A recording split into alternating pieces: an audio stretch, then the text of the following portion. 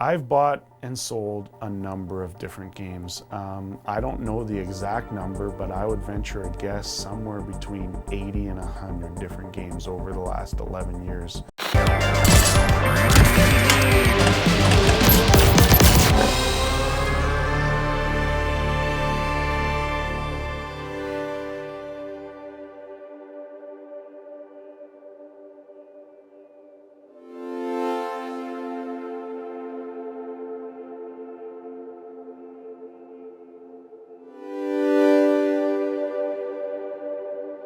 My name's David Morris, and I am the founder of the Manitoba Pinball League, and I also co-own Phantom Amusement here in Winnipeg.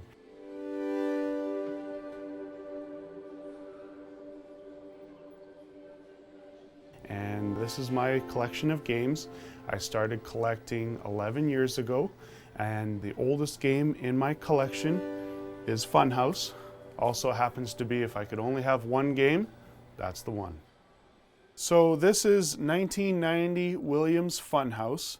As I mentioned before, this is my favorite game in my collection.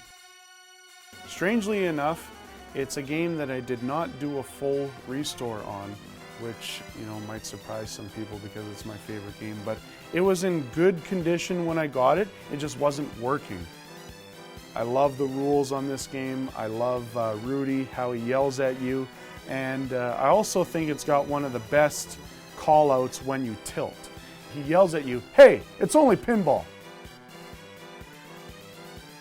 I would describe my collection as a varying collection. So I try and have something for any pinball player that's out there. I've got an electromechanical game. I've got a number of good solid state games from the early 80s. I've got a number of good Williams games from the 90s that that I love and a lot of people really love. And I have some unique games like Safecracker as well that you don't see every day that has that unique feeling. In a home collection when you only have one or two games, probably not the game that you want. But when you have a 20-game collection like I have, having that unique game in there that gives something back, that does something totally different, like Safecracker, it'll actually vend you a token.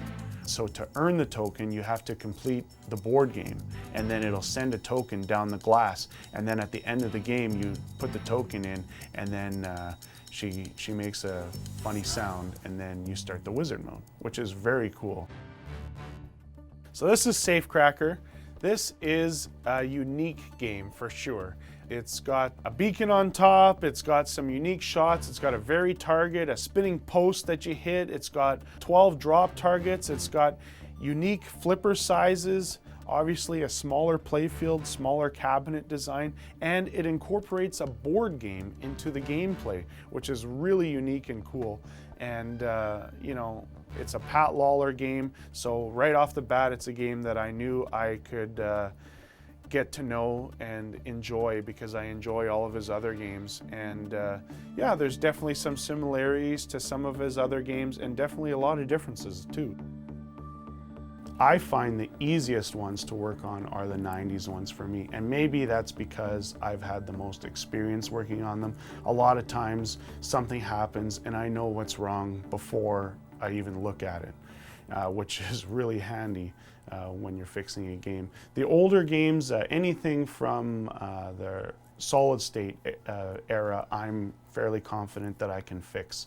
And there's a lot of information out there to help you, whether like PinWiki, like I said, is a really good resource to help you through a lot of the common issues. There's usually different board upgrades that you need to do and things like that. And on the older ones, it's pretty straightforward as well. Where I struggle are the old electromechanical games.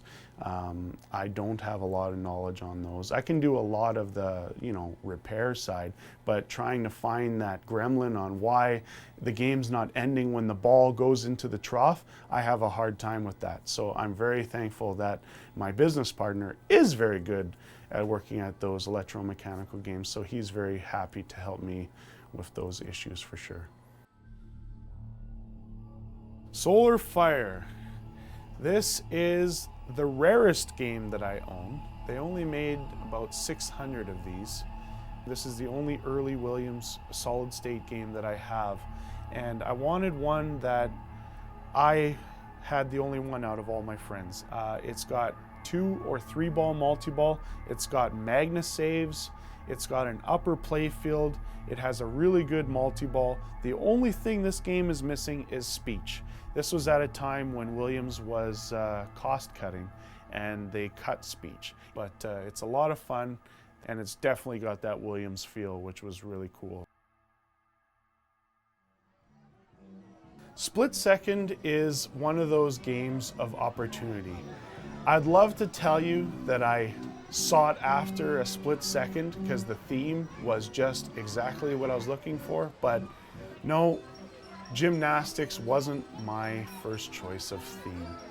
But the game itself is really neat and it's got some good shots, and it's always a game that gets a lot of play when I have people over. I don't know what it is, people love Split Second.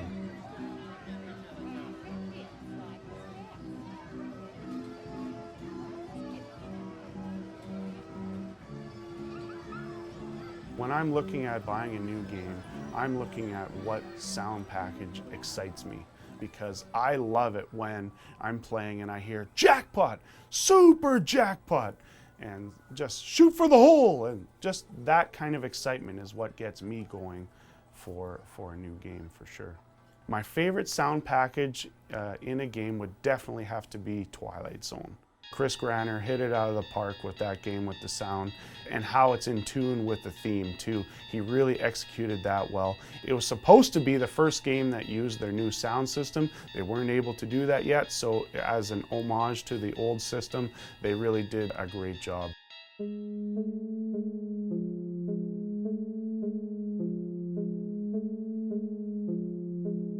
Twilight Zone is right up there with Funhouse as one of the games that I don't think I'd ever sell.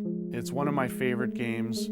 The sounds are awesome. The shots are awesome. I really love the animation. I love everything that Pat Lawler put into this game. You know, there's always a joke in pinball. The designers will add a couple of pop bumpers or something to a game that they don't really want because they know that that's going to be the first thing that gets axed. Well, in Twilight Zone, there was no axing.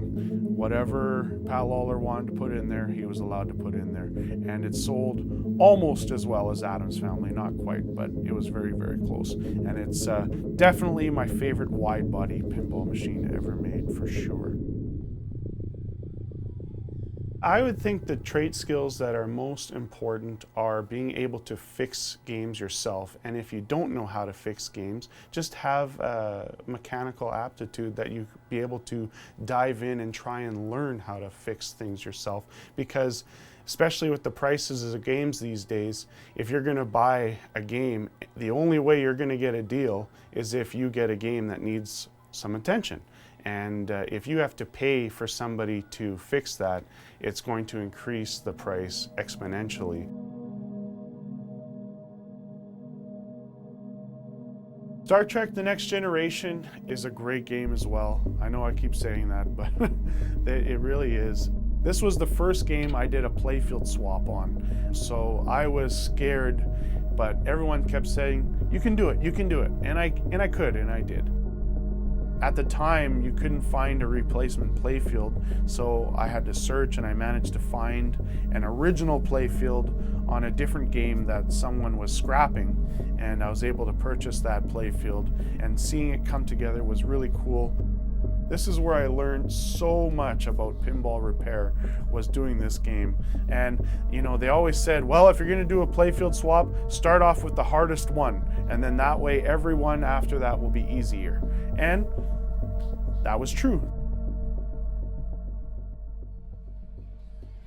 The best place to source parts for repairs, I would definitely go to Marco Specialties.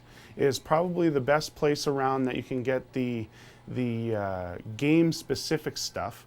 And then if you're looking for like everyday pinball stuff like flipper repair parts or light bulbs or just stuff that's generally the same on a number of different games, I'd go to Pinball Life. And then also if you're working on Gottlieb, then definitely the best place to go is Pinball Resource, which is owned and operated by Steve Young.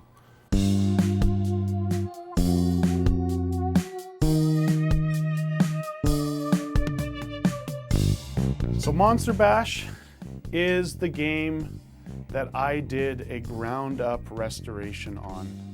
I got this game on a container of games that came over from Europe. And a lot of the games coming over from Europe have a reputation of being in very poor shape. Well, this one was no real different. They love their games in Europe, and it showed. They played the heck out of them. And this game was in really rough shape. It had, you know, various graffiti painted on the sides. The playfield was worn in numerous spots.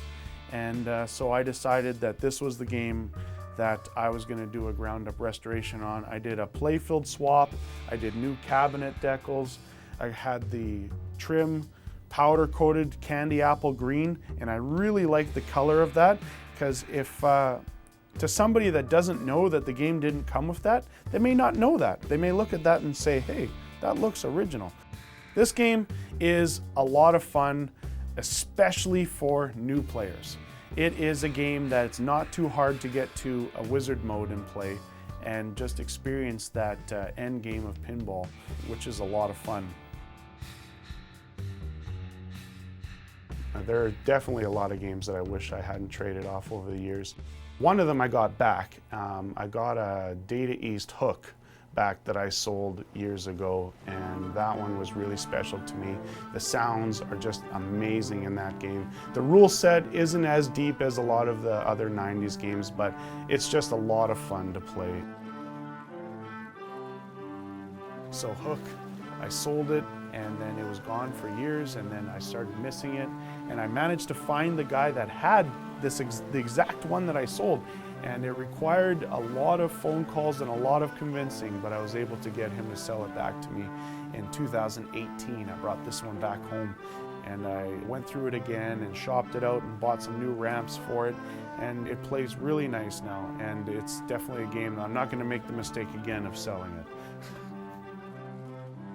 Some of the other factors when looking for a pinball machine for me are definitely era. I like to have a good mix in my collection, so in my collection I have a number of really good early 80s games, a couple of mid 80s games that I really enjoy, a lot of good 90s games that I enjoy, because that's my favorite era, is the Williams pinballs from the 90s. And then with Stearns, you know, I select a couple of the newer Stearns that I really enjoy as well. This is Flight 2000. This is probably the most popular early Stern that I have. I still have some work to do to it, and I have a new playfield for it as well, because this one has been loved so well that it was loved down to nothing and then repainted black.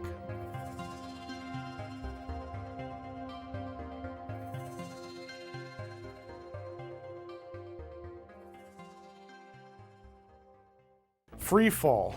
I love collecting early solid state games, and Free Fall is one of those games that I didn't know a lot about, and this is one of the early Stearns that have speech.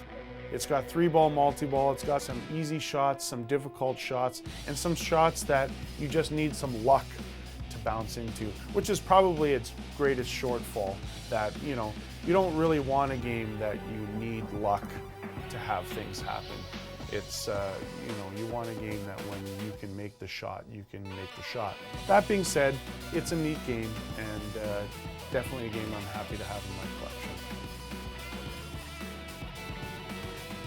So Ghostbusters is my very first new in-box game that I purchased, and so it's special to me that way.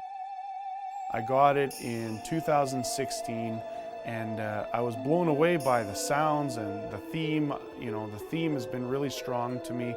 So when I played it and saw it, I knew I had to have it. And then a month later, they decided to unveil the Premium, which had a bunch of extra features that the Pro didn't have. And I figured, if I'm gonna only buy one new in box for myself, let's go for a premium. So I bought the premium and I've been very happy with it. The 90s Williams games are my favorite because they just have that total package to me.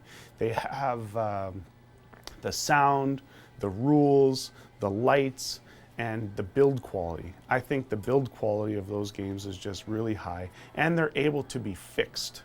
And I really like that aspect of them too. Even the new Sterns, they're great, and you don't have a lot of problems with them. But if you do, it's a lot of throw away a board, buy a new one. Whereas on a 1990s Williams game, I can take the board out, find that transistor that's bad, change the transistor, and then the game's back in service. So that really appeals to me too, because I don't plan on selling a lot of my favorite games, so I want to make sure that I'm able to keep them in service for many years to come.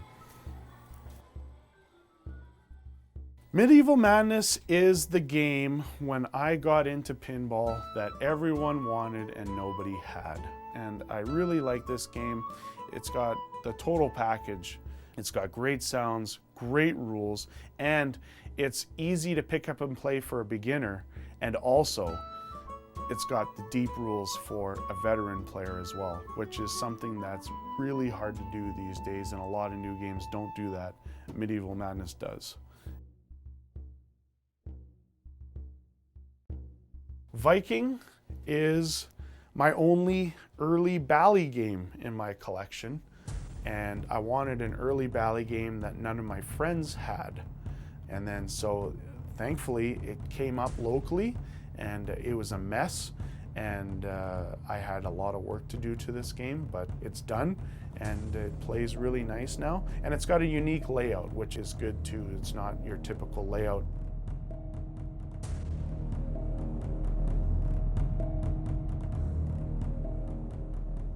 My kids do play, not as much as you would think though.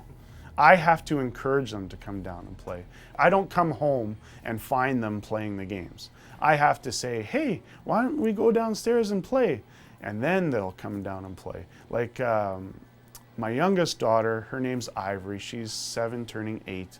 And we developed a little bit of a tradition since the pandemic started that we'd come down every night and play at least one game before bed. And we really got into Robowar, was the game that we like to play together. So she comes down and she's all excited to play Robowar, and we get together and we play it, and the sounds are have fun. We take turns and then off to bed. So it's nice to have that routine. And then so she does ask for it at that point. Say, hey Dad, it's time to go play Robowar. Robowar is my Gottlieb pinball machine. It's my one and only Gottlieb pinball machine in my collection. I really like Gottlieb games of this vintage from the late 1980s.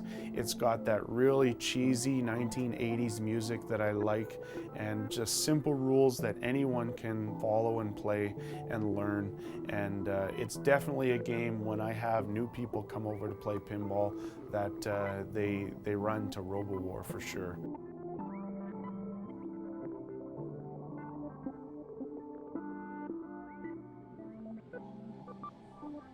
And other renovation tips, make sure you got a good sledgehammer, because once you start collecting, usually you start like, okay, let's move the chair over, I could fit 2 games. Okay, so you move the chair over, then you're thinking, if I get rid of the chair, I can get 3 games. Okay, and then the chair's gone. And then you start looking at that wall. If I sledgehammer that wall, I could probably get 10 games. So you gotta be careful when you're getting into pinball, because it's a disease and they tend to multiply quite quickly. Aztec is the only electromechanical game in my collection. I was drawn to the art of this game. I also really liked the theme. When Williams was changing over to solid state, Aztec's one of the first games that they came out. They actually made 10 prototypes of a solid state version of Aztec. And I was fortunate enough to play one of those prototypes at Expo one year. And it's just a great game. The spinner is the main shot in this game, and it just feels really good when you hit it. And it's just a nice, simple, easy playing game.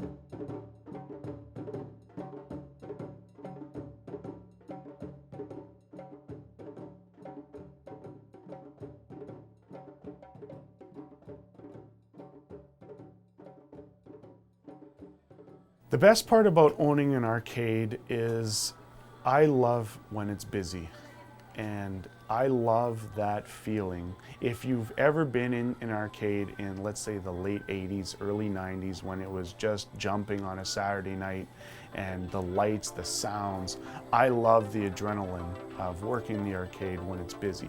I love being called to go here or there, and this person's having fun asking me a question, how the change machine works or this and that. I love that feeling where all the different sounds are going at the same time.